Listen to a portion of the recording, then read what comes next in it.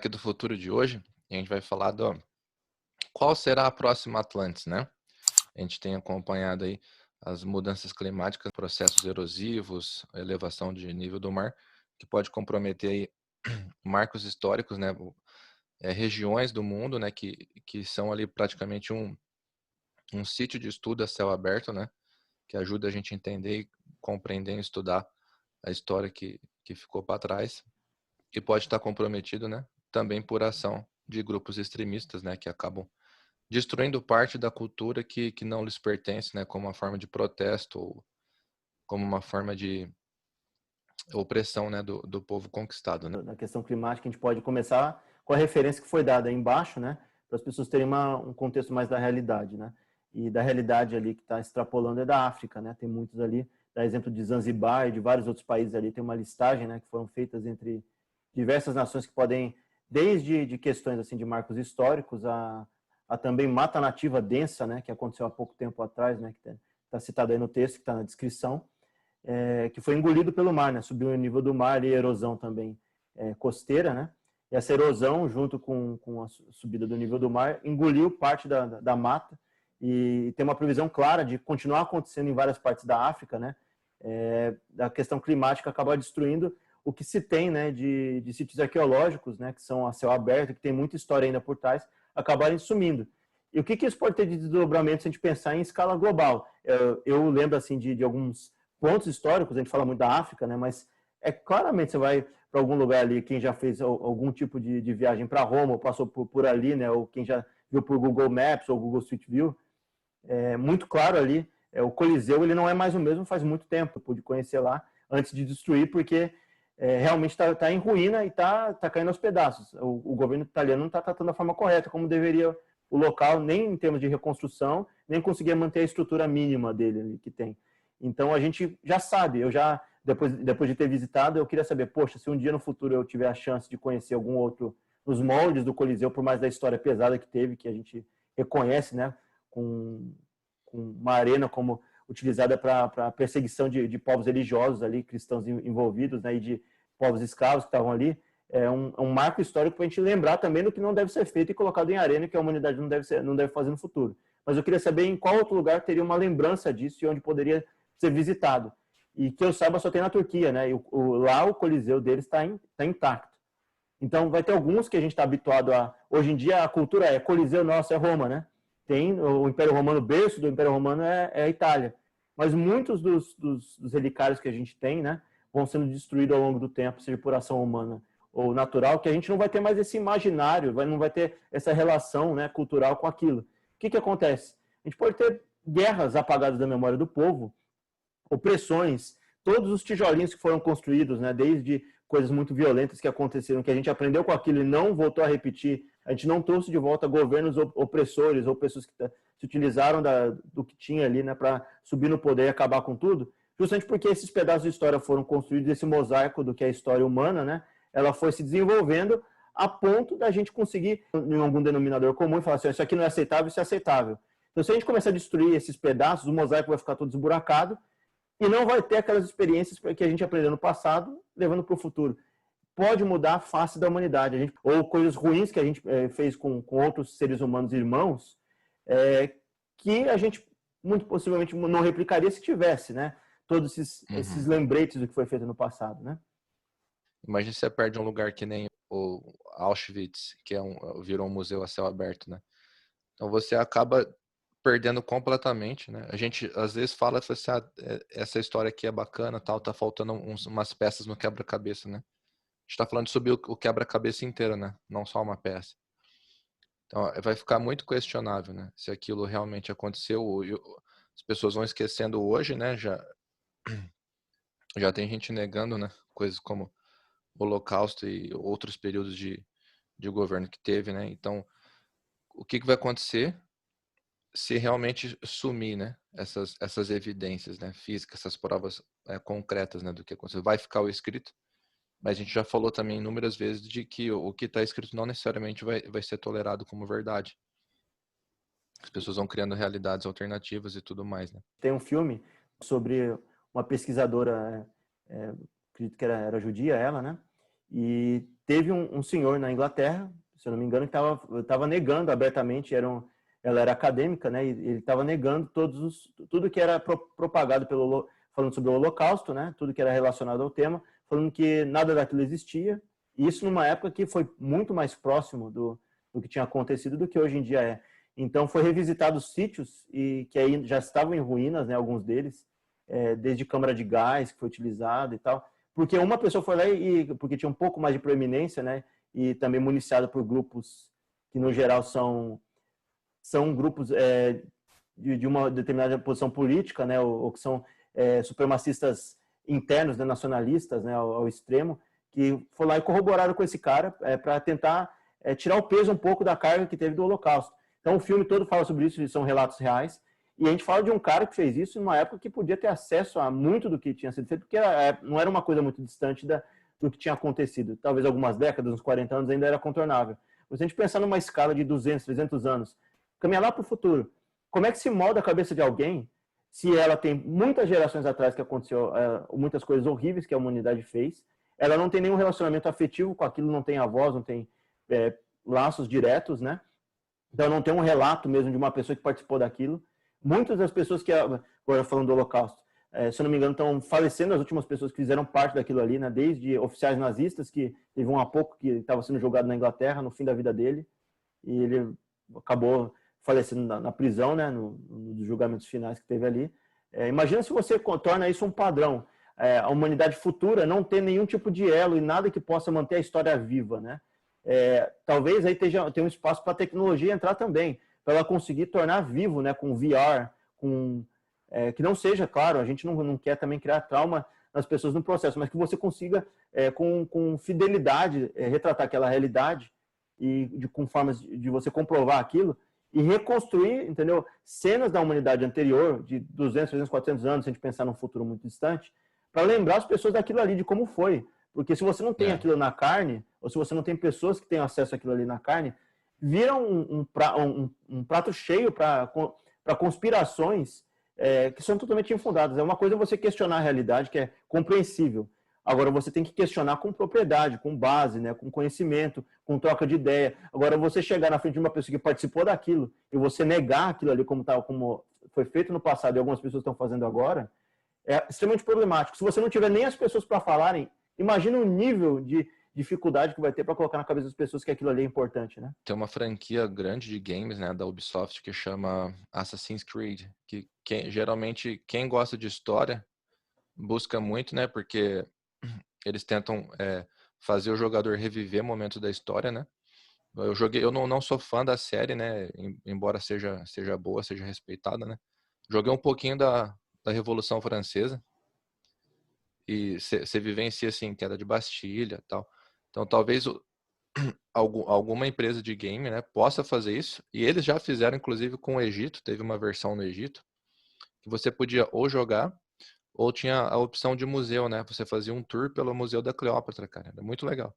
Você lendo tudo sobre ela, passando assim por trechos, pirâmides, e você além dos períodos históricos, né? Muita gente acredita também que possa ser uma maneira de ensinar história, por exemplo. Você fazer não uma substituição, né? Mas fazer um complemento a uma aula de história, para ser um pouco daquela chatice, entre aspas, né? Mas que a molecada hoje que está nascendo na geração digital já vai se familiarizar muito mais, né? Então talvez seja, igual você falou do VR, né? Talvez esse mundo digital virtual seja uma maneira de preservar museus ou história, né? Vai convergir a área do cinema e do jogo, que vai ficar muito claro isso com o tempo, né? Que vai acabar convergindo. Do jeito que os caminhos estão seguindo, né? As pessoas vão querer tomar decisões em relação ao filme e não querer que o filme só vá lá e edite para ela, né? Tudo que ela vai ver. Então, tem um jogo que é um pouco mais antigo que chama Prey, né? Que aí é já de uma invasão alienígena na Terra, né? Que é uma ficção absoluta. Mas que as decisões, elas vão tendo repercussões. Você pode ter, não sei se o número de fins chega a 10 ou 20 nesse Prey, né? Não sei, também não abordei todas elas, né? Mas eu sei que tem várias. Então, seria até legal para conhecimento e para autoconhecimento das pessoas, por exemplo, você vai lá e coloca a queda da Bastilha. Se aquele personagem central que você está guiando, ele fizesse uma decisão diferente, se aliasse com a elite, o que teria virado o futuro, entendeu? Como é que aquela decisão poderia impactar e tornar a humanidade pior, nesse caso, né? Porque aí você não teria o povo tomando poder, né? Seria só literalmente as elites se replicando ali, a nobreza, né? Não teria guilhotina, não teria todo aquele processo. O que ia tornar?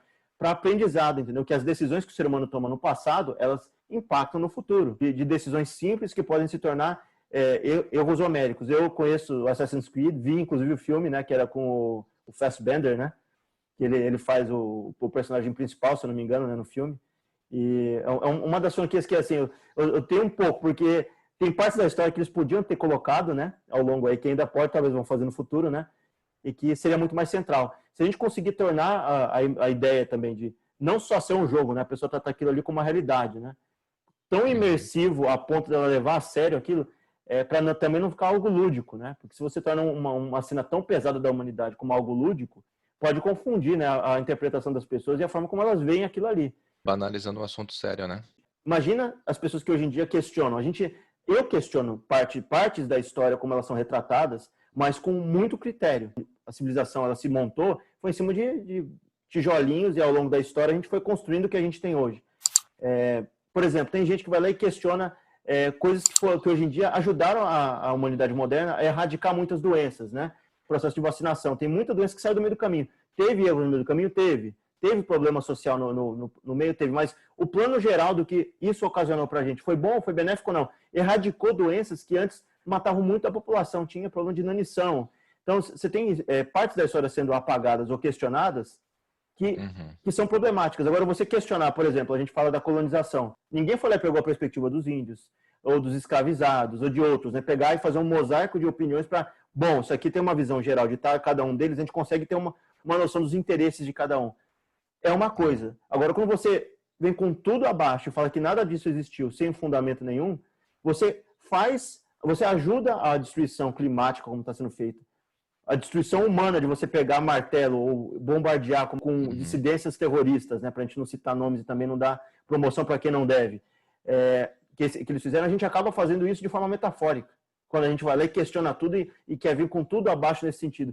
A gente também destrói coisas que foram muito relevantes em revoluções anteriores, né? Porque teve revolução por trás daquilo ali. Você vai numa Revolução Francesa que foi construída e vários relicários hoje em dia você vê na França, se você destruir aquilo tudo, é a história humana de luta por direitos que hoje a gente tem, eles, muito pelo iluminismo e pela Revolução Francesa, que vão sendo tirados do meio do caminho e daí fica um ganho de direitos meio sem essência, né? Fica vazio, porque você acaba tirando. Puna, né? Exato. Aí a pessoa, por que o ser humano tem que ter direito à liberdade, à fraternidade? Por que todo mundo tem que ter isso daqui? Mas não teve nada no passado que me remete a isso. O que aconteceu no passado para acontecer?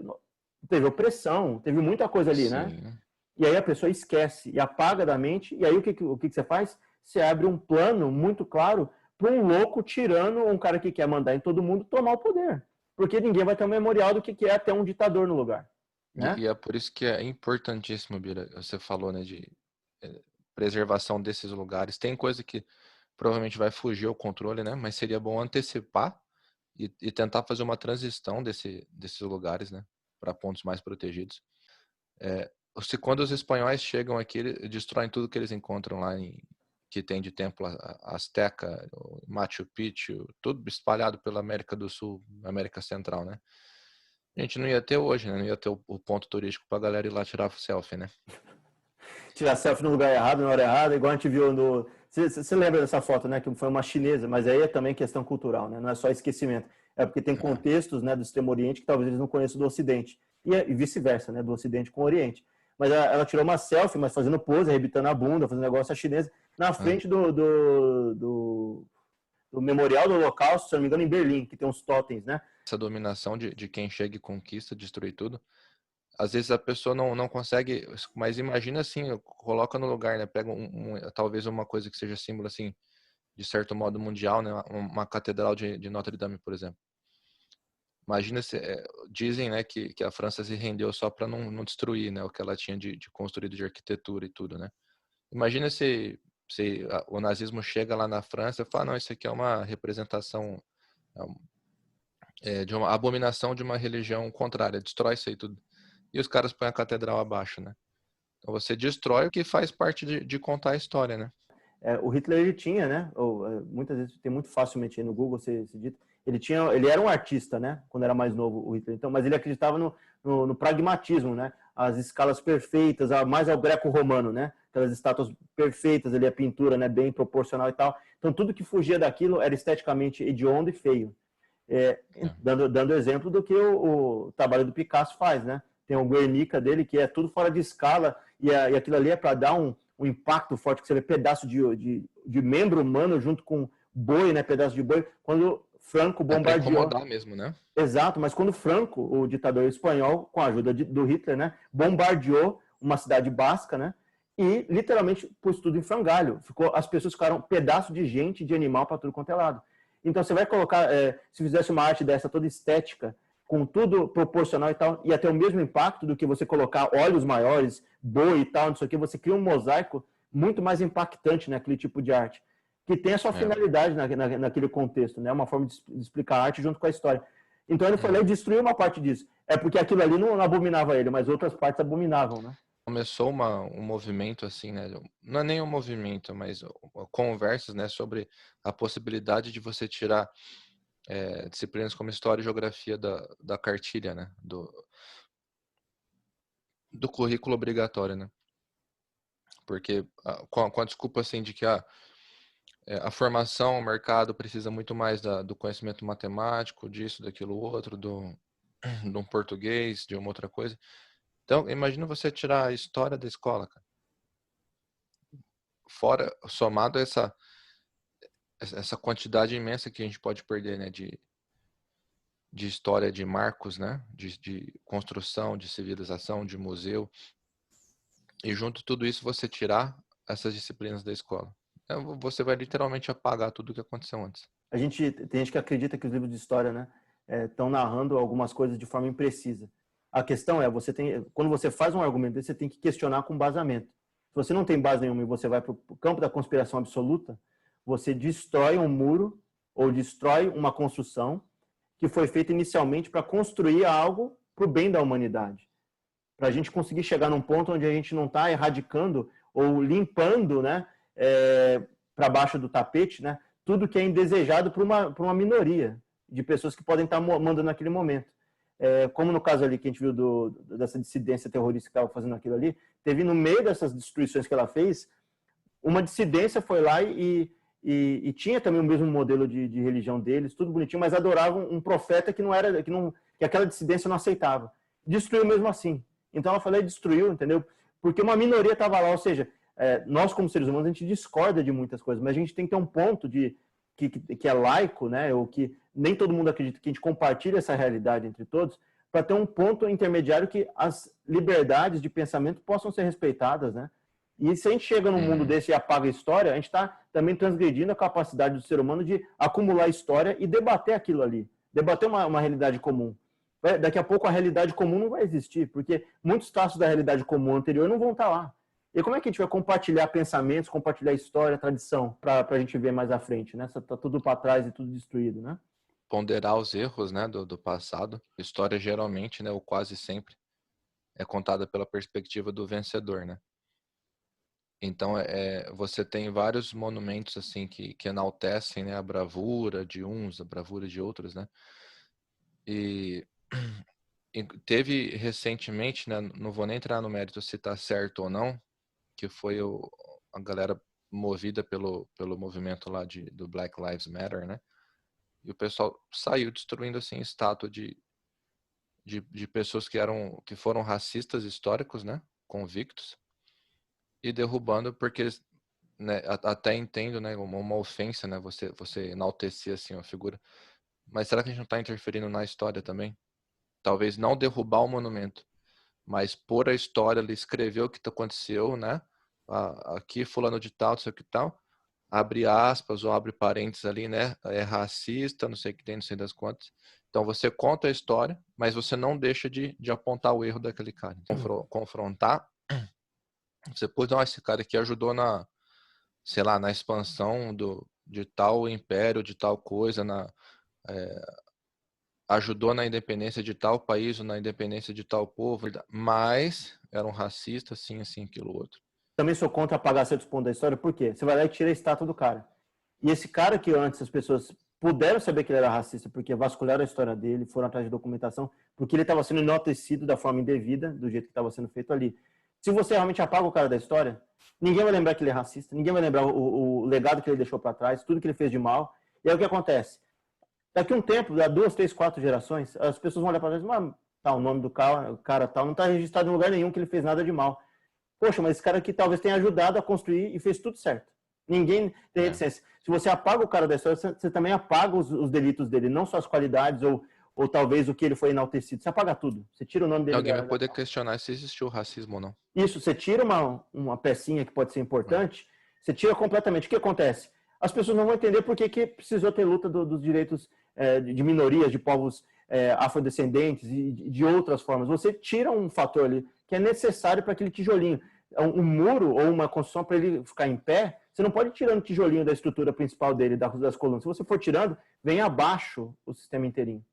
Você vem abaixo com tudo e não é um lado bom. Porque a gente acha assim que muitas vezes tem que destruir para reconstruir tudo, né, fazer uma coisa melhor. Nesse caso, você está destruindo todo o aprendizado anterior que a humanidade teve e que ela está construindo algo melhor, ela está tendo uma revisão histórica de coisas que são importantes, de injustiças que a gente fez com o passado, porque a gente teve tempo e provas em volta para a gente chegar nessa conclusão agora de que, olha, a gente fez isso errado, não vamos voltar a fazer, vamos corrigir o curso da humanidade. Se você não tem isso, ninguém vai poder revisar a história. A pessoa vai olhar para trás e dizer, mas o que aconteceu lá atrás para a gente ter que fazer isso? Vamos voltar com o regime anterior, não tem nada que deu de errado, né? Deu tudo certo ali, o escravizado, na verdade, gostava de ser escravizado, mas vamos voltar com a escravidão. É simples assim, né? Se você tira partes da história que relatam o contrário, né? E a gente sabe, né? Já falou em pautas anteriores, né? Sobre a questão de opressão que se fazia entre povos em guerra, né? Estuprava as mulheres e meio que dava um fardo para outra nação, né? Com filhos em teoria que não eram de origem étnica legítima, né? Ou que expandia, colocava sua etnia, né? O seu código genético em cima do outro.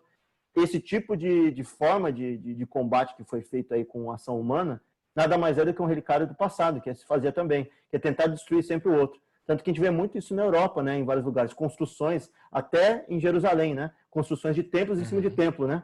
Então, um subjugava o outro vinha por cima e tal, e tinha invasões, e um construía por cima do outro e buscava destruir. E nunca a gente vai deixar, se a gente ficar... e isso que é o detalhe que é importante. Um ficava em cima do outro. Ou seja, a gente tem como escavar e ver o que tinha embaixo e saber da história. Se a gente não tem mais acesso a isso, não tem como escavar em cima do outro, saber da história toda do lugar. Hoje, você pegar a suástica, né, ela é um símbolo nazista, né, lógico, e tem sido censurado de muitas maneiras, né, acho que deve ser mesmo, até tem babaca que faz tatuagem, né, com um símbolo desse, não tem explicação nenhuma mesmo. Mas, assim, é bastante censurado na Europa, na Alemanha, Inglaterra também teve polêmica já do príncipe que se fantasiou de oficial nazista, né? Mas, assim, é isso que eu falo. Se você pega... Tem bastante documentário com relato de sobreviventes da guerra, né? Dos soldados e tal, que assim que eles conquistavam um posto, ou quando eles chegaram na Alemanha, o que tem de foto de soldado aliado com a bandeira assim estendida, porque para eles representava o quê? Isso daqui foi uma opressão para o mundo todo e a gente conseguiu destruir isso daqui. Então o símbolo ajuda a contar a história também, né? Então, de repente, igual você falou, você aniquila e não é proibido qualquer menção ou uso de símbolos nazistas. Quanto tempo vai demorar para as pessoas esquecerem que aquilo associa uma coisa ruim e voltar a usar ou trazer o ideal junto, né? A mesma coisa a bandeira dos confederados, né? Era uma bandeira, entre aspas, de representação de um país que queria ser independente e tal, que hoje é associado com escravismo, com racismo. Inclusive, já é proibido de vender, né? A St. Andrew's Flag é proibido de vender em vários lugares. Não sei se já abrangeu totalidade, né, dos Estados Unidos. Pessoal, obrigado mais uma vez aí por ficar aqui com a gente. Deixa o like se você gostou do vídeo. Se inscreve no canal para mais futurismo. A gente se vê no próximo Back do Futuro.